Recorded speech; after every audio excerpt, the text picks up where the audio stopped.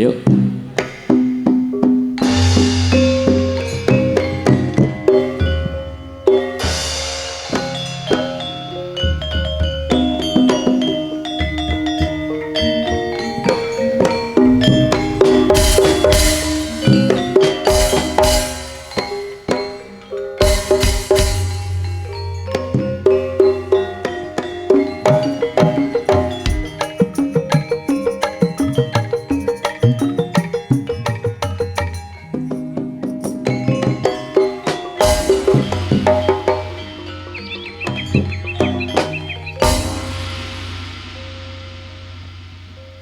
Gebyar budaya seni tayub campur sari Panji Laras Jawa Timur.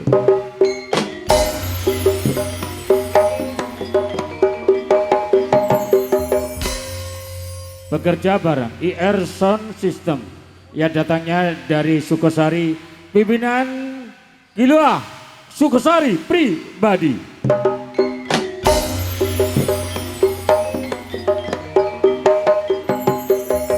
Eka dipun abadikan Nabila Vedosotik Production, datangnya dari kota Lumajang.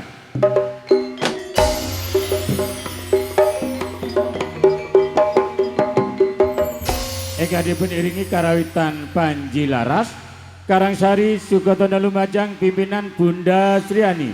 Ujung tombak di lapangan Mas Junet pribadi, ditunjang duet pengendang andalan Jawa Timur Cak Bayu Mas Edi Suhat.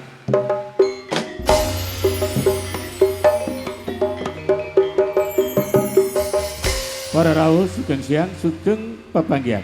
Minggaipun ibu-ibu orang ono konten sasana pagelaran garing gendeng jula-juli ceklekan Surabaya.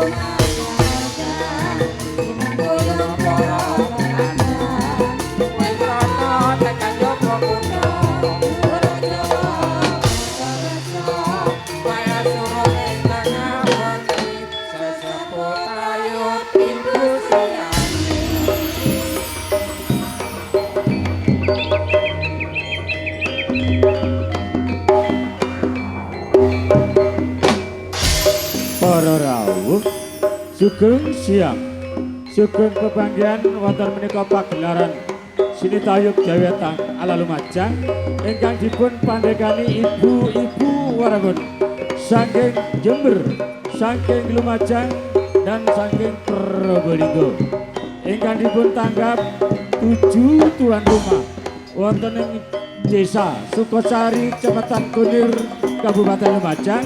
Ingkang dipun tunjang meriah pakar-pakar seni, pakar-pakar tarap 4 kabupaten Lumajang, Jember, Probolinggo dan Pasuruan bekerja bareng IR Sound System datangnya dari Sukosari. Ikan dibun abadikan Nabila Video Shooting Production datangnya dari Lumajang. Ikan dibun ini karawitan Panji Laras datangnya dari Karangsari Sukotono Lumajang pimpinan Bunda Sriani. Ujung tombak di lapangan Mas Junet Pribadi ditunjang duet penendang andalan Indonesia Kak Edi Suat Mas Bayu. Kita sambut Gedung Jenaka.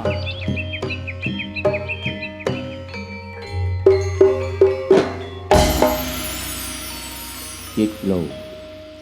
Tuku lengong goreng kemir ya yuk ditibak no gendingi julang juli.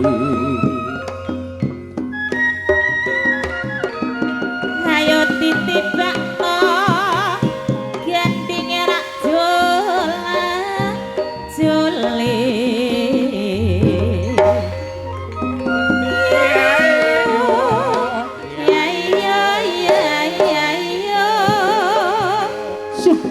Siang para tamu sedaya monggo turi pinara ingkang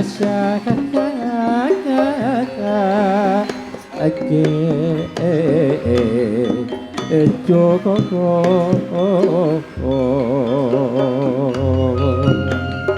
Ora sedang pangan segara monggo amriksani kesenian kita seni budaya tayub ingkang paringan asma asma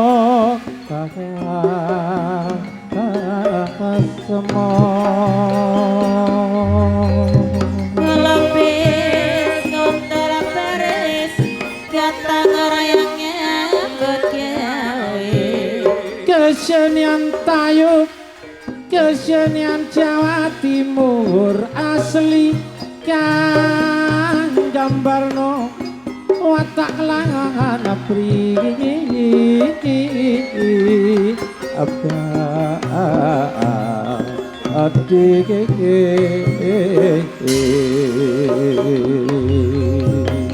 murah sedang panjang segera kewarasa sejarah kelan riwayat ayo digali bare dicocokno kemajuan zaman niki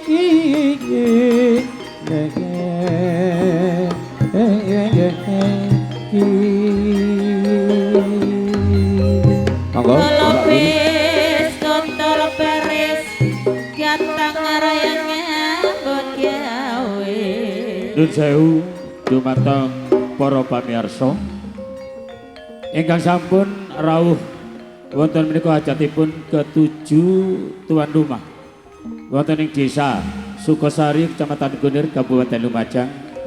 Saderengipun langen beksan dipun wiwiti kula minangka wakil pramugari ingkang makarya mbok bilih anggen kula makarya mulai awal ngantos purnanipun pagelaran wonten sisip lampah ingkang kirang sae kasaripun rembak nyenggung perasaan ugi ingkang paling penting anggen kula bagi-bagi sampur mulai awal ngantos purnanipun pagelaran kirang cecek kirang adil kula minangka wakil pramugari nyuwun samudra pangaksami ing mangke pagelaran seni tayub kawiwitan Gending Gedhog ala Lumajang dipun lajengaken dawa sampur angka kalih. Kula aturaken dumateng ingkang kagungan karya 7 tuan rumah. Dene sampur salajengipun kula aturaken para sesepuh pepunden ingkang nyengguyung hajatipun ke-7 tuan rumah. Dene sampur angka terakhir kula aturaken dumateng para tamu undangan mulai awal ngantos purnanipun pagelaran. Karing Gending Gedhog ala Lumajang ingkang badhe ngaturaken pramugari kita 4 kabupaten Bapak Raden Wicaksono saking Gunung Bentar Gunung Geni. Monggo Bapak Raden kula aturaken. Nuwun Sugeng Amrit Sami.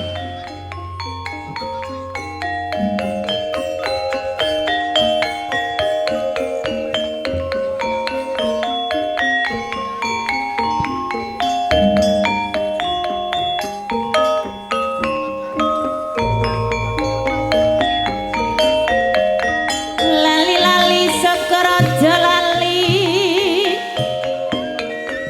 Goaji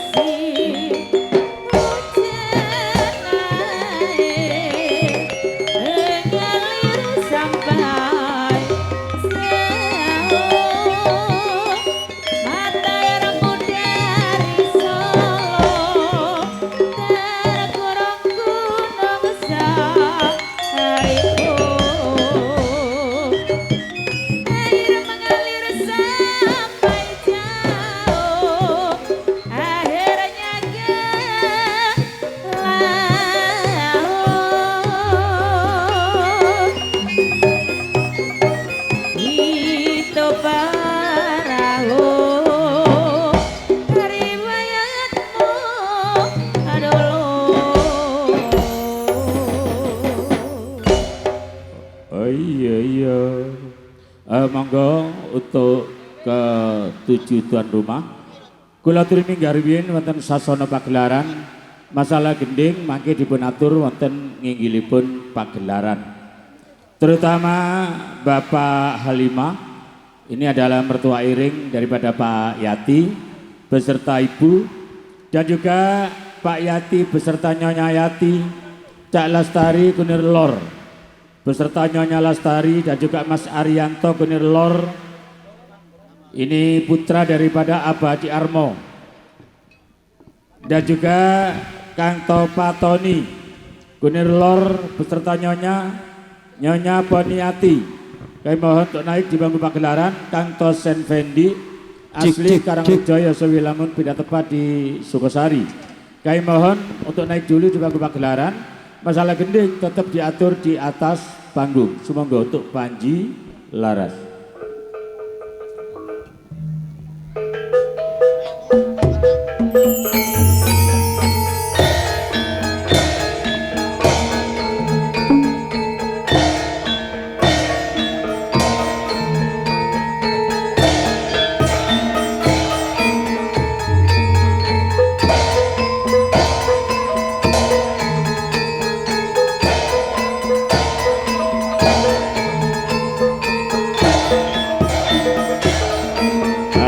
Tolong pilot kursinya kurang.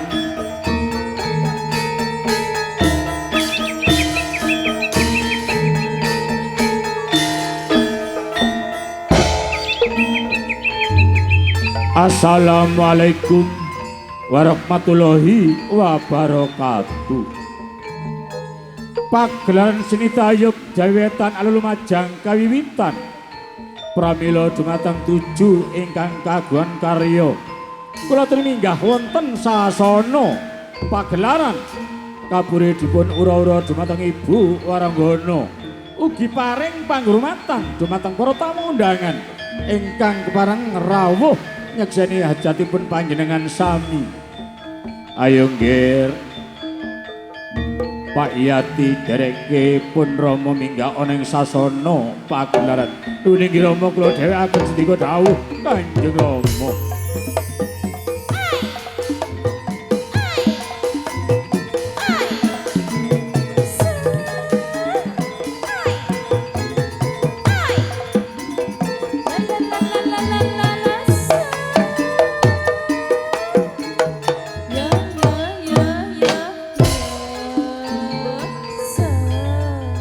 Ibune Kuluk, ibune Halimah, ayo dereke pun kakang minggah ana ing sasana pagelaran Dimas. Nuninggih Kanjeng Rama Dewaji kula dereken minggah wonten ing sasana pagelaran. Nggih, Ibu Yati, kula nuwun dawuh Kanjeng Ibu, ayo dereke pun Ibu nggih.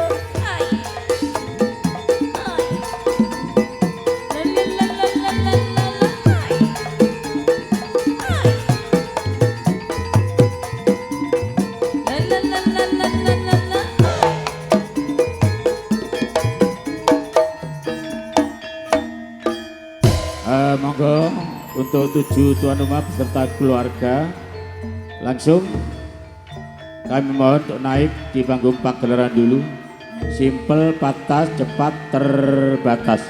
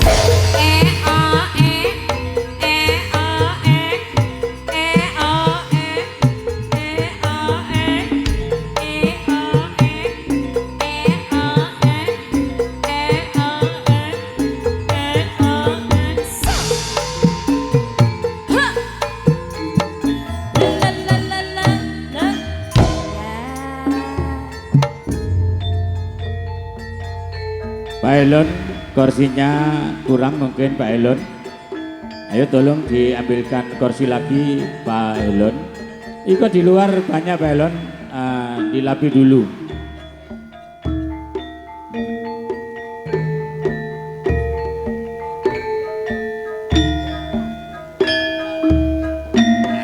Iya.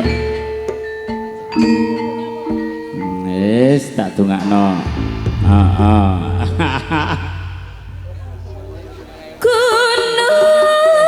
Cak Tomin, suami dari Nyonya Ponyati. Ayo Cak Tomin, Misua, kami mohon untuk naik juga.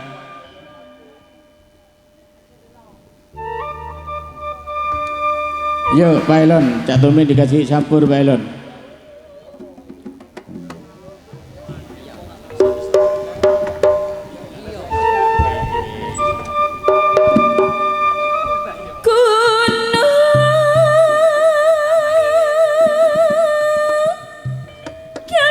Tomin.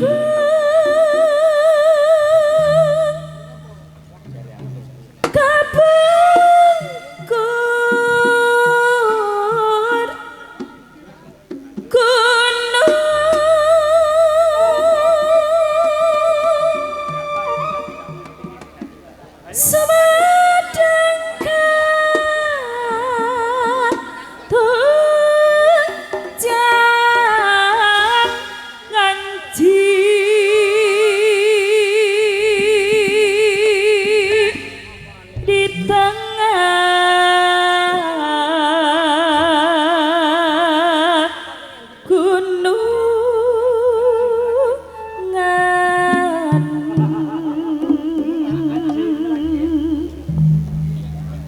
Tunjungna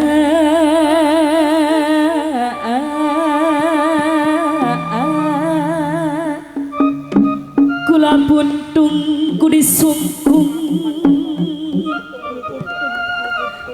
kula sungkan sumurat tati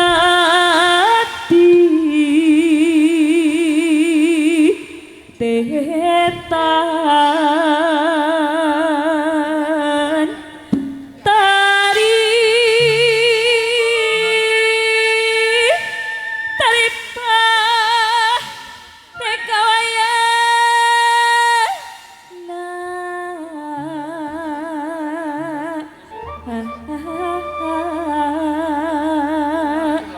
nganci di negara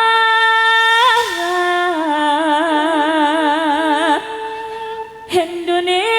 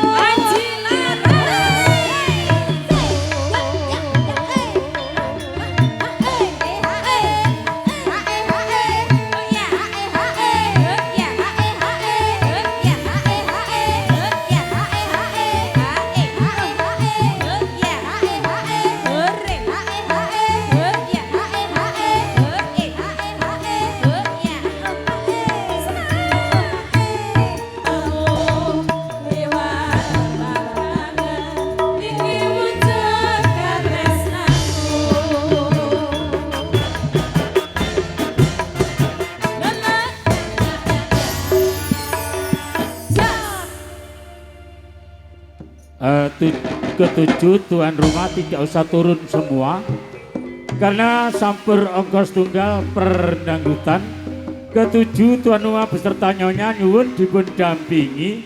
Cak Lestari tidak satu turun, Cak Lestari tidak satu turun semua. Permintaan ketujuh tuan rumah nyuwun dipun dampingi Abah Haji Armo yang mempunyai daging super, merupakan orang tua kandung daripada Mas Arianto. Dan juga nyuwun dipun dampingi lagi Pak Yati, ini orang tua kandung daripada Nyonya Yati. Dan juga Abah Haji Agus, pengundang utama hajatnya 7 tuan rumah beserta Umi monggo naik di panggung pagelaran. Ini untuk yang pertama perendangdutan, setelah ini Densus diantaranya 88 tetap sampai tuntas. Ayo Duk, Endang Hamimah.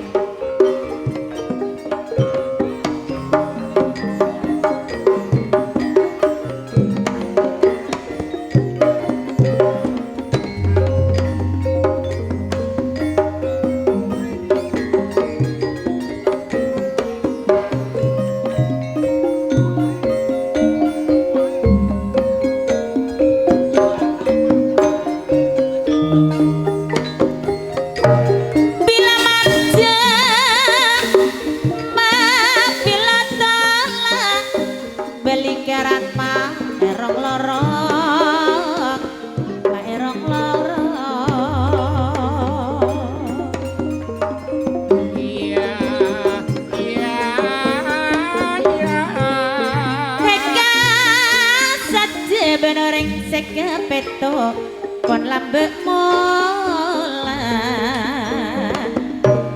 sanonto tiga ben bule bapak Yati pon teka Apollo sanonto tiga ben bule pon teka Apollo. Apa Haji Agus sudah tak panggil, Umi Hajah Agus juga sudah tak panggil. Ayo Mbak diatur Mbak Umi Mbak.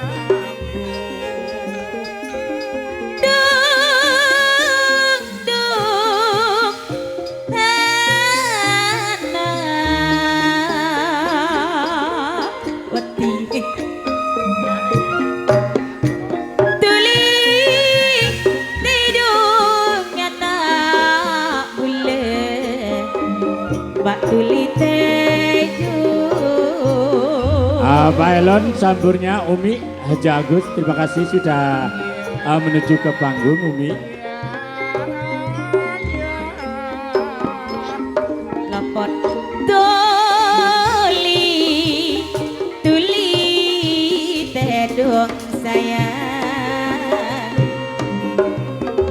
ampun malam tiga rujuk nangis.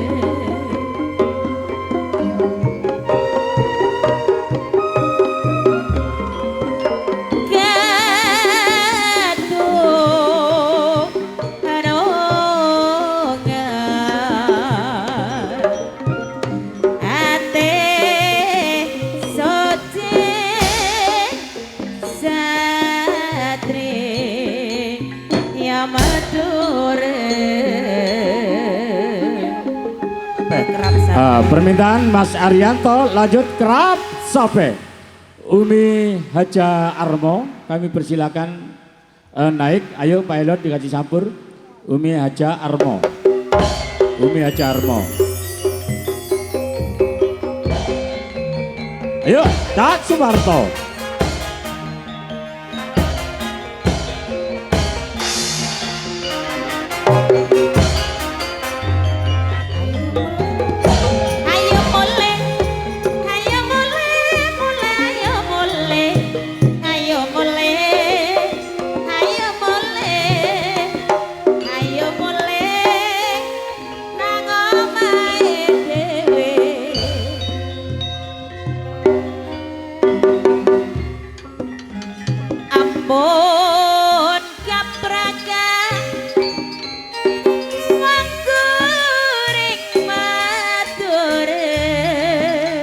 mongko reng matur ngerap sampai sareng pilih tetangga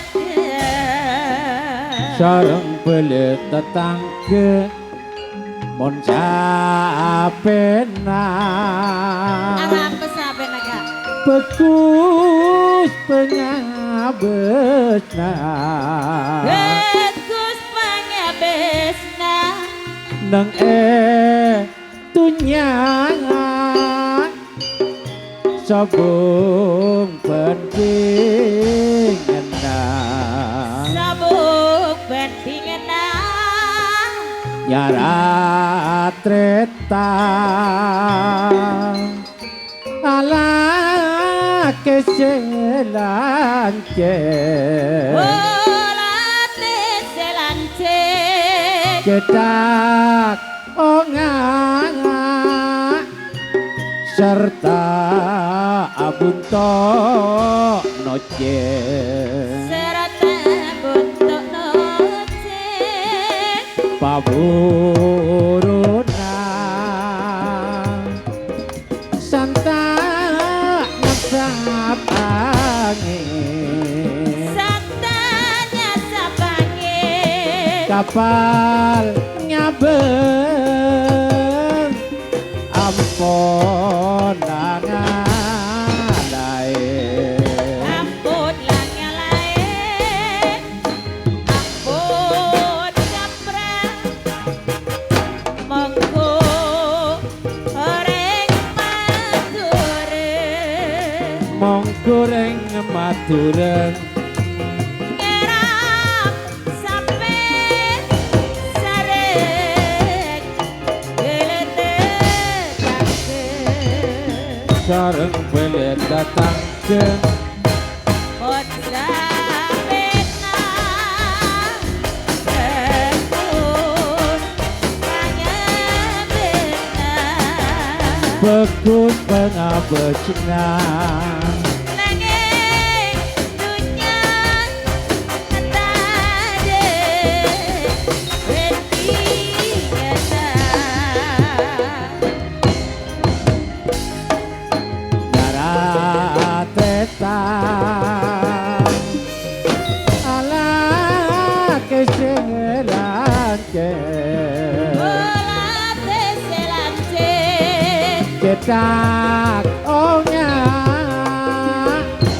serta abunto noceng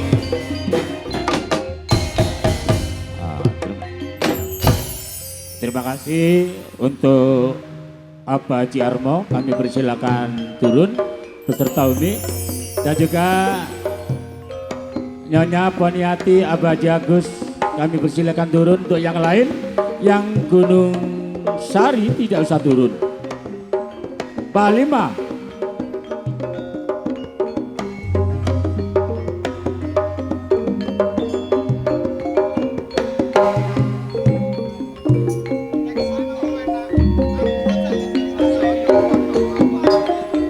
Iya, tuan rumah. Pak Lima untuk ikut Gunung Sari, tidak bisa Pak Elon. Oh, Pak Lima. Oh ini sudah. Ayo, Mas Arianto sini semua. Mas Tosan Fendi, Mas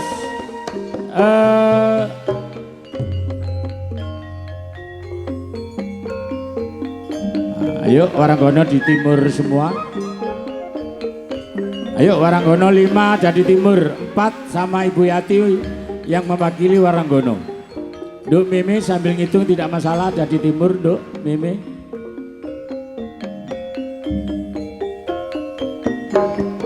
Nah, ini Cak Suhat permintaan Pak Yati. Mudun diawali dengan Sarif tambah oso.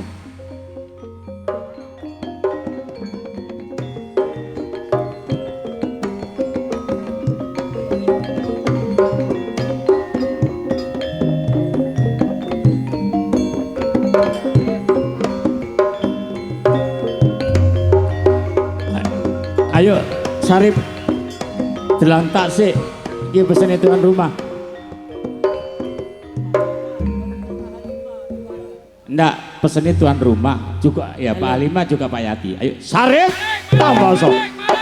Sopo wani? Maling-maling bare aku. Balik. Balik dewe.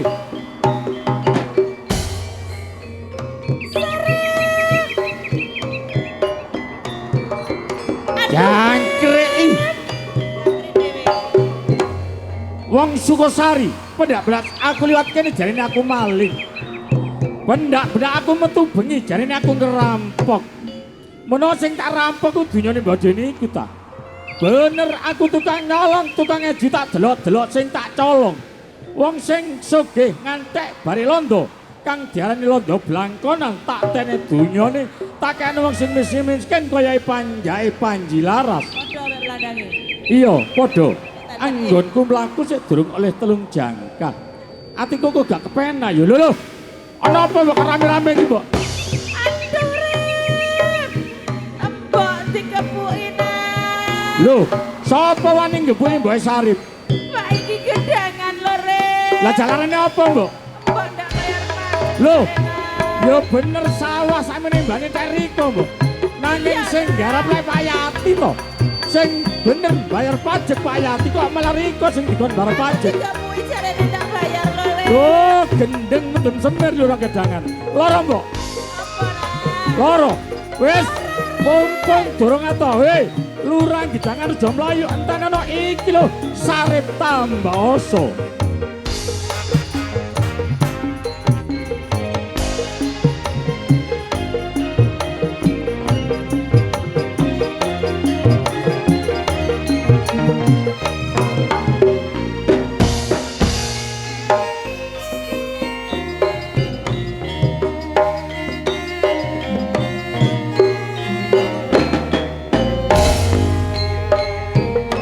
Iki crita tinggalane